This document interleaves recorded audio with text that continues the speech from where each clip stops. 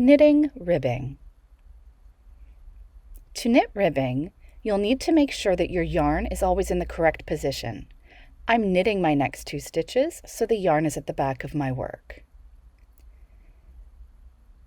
To work my next 2 stitches as purls, I'll bring my yarn forward under the needle and purl the next 2 stitches.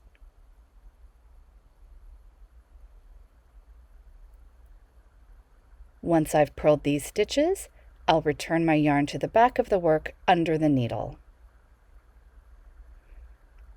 And I'll proceed to knit the next 2 stitches,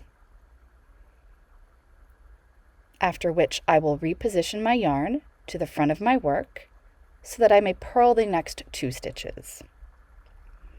The only trick to ribbing, regardless if it's K2 P2 ribbing or K1 P1 ribbing, is it's essential to have your yarn in the correct position for the stitch you're working without creating a yarn over. And that's how you knit ribbing.